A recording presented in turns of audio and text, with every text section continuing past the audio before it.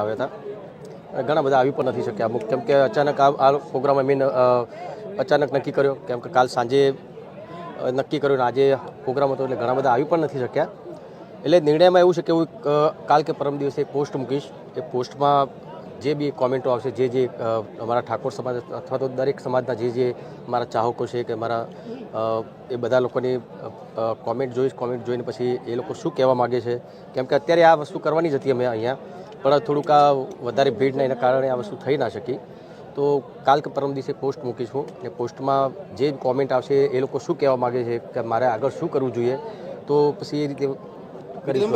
કોંગ્રેસના પૂર્વ પ્રમુખ જગદીશ ઠાકોર એમને સ્પષ્ટ શબ્દમાં એવું કીધું છે કે છેલ્લા 30 વર્ષથી ઠાકોર સમાજના જે કલાકારો છે એમનું માન સન્માન જળવાતું નથી, ક્યાંય પણ બોલાવવામાં આવતા નથી સરકારી કાર્યક્રમમાં.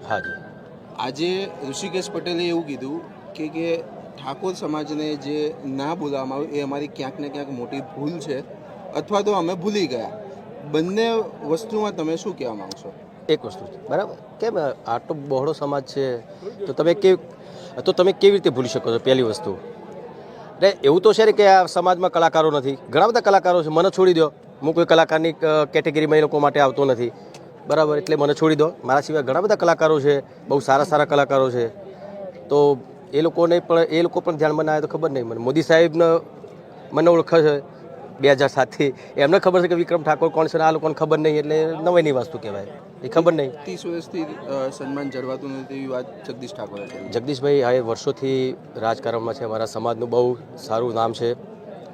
હું તો જ્યારે મારી લાઇનમાં આવ્યો 2006માં, એના પછીનું જે મારી સાથે શું થયું મેં તમને હમણાં બી કીધું કે ભાઈ 2007માં મને બેસ્ટ એક્ટરનો એવોર્ડ પણ મળ્યો હતો પ્રીત જન્મની ભૂલાશે ને જે તે ટાઈમે અમારા મોદી સાહેબ એ વખતે મુખ્યમંત્રી હતા.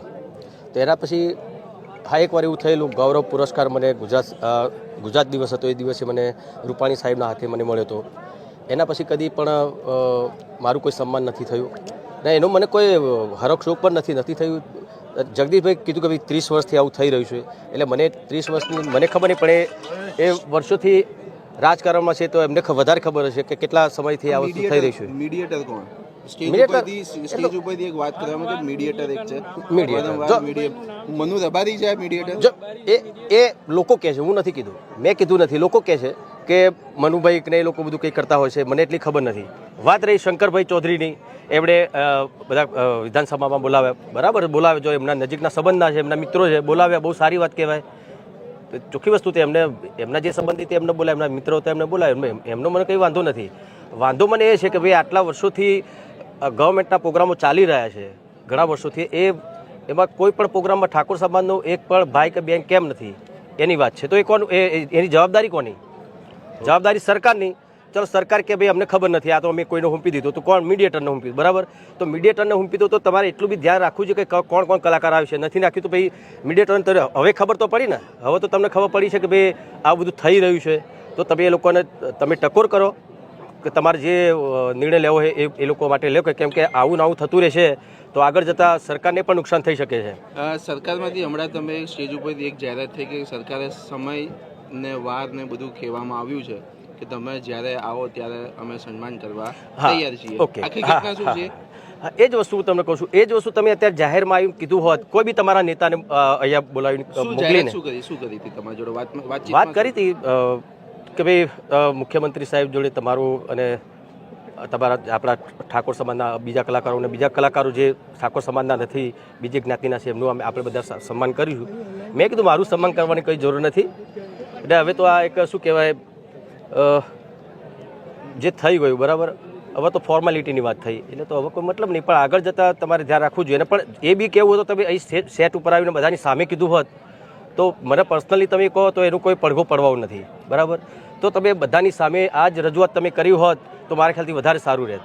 Okay, thank you. Alpesh Thakor મુદ્દે પણ ક્યાંક ને ક્યાંક કટાક્ષમાં આપણે આક્ષેપ કર્યો છે, શું કહેશો? ગાંધીનગરના કેટલાક ઠાકોર સમાજના નેતા, એટલે કોની વાત કરી રહ્યા હતા? અલ્પેશ ઠાકોર હોય અથવા તો બીજા કોઈ બી નેતા હોય, કોઈ બી નેતાએ આવું જોઈતું. હું તો એમ કહું છું, એ અમને સારું લાગે કે ના ચલો ભાઈ આપણે સરકારમાંથી કોઈ એક નેતા આવે ખરો, બધાની સામે કીધું પણ ખરું કે ભાઈ અમે લોકો તમારા માટે આ બધું કરીશું તો એમને આવવું જોઈએ તો બસ મારું કહેવાનો મતલબ કોઈ પર્સનલી તમે કોઈને કહી શકો એની વાત નહીં.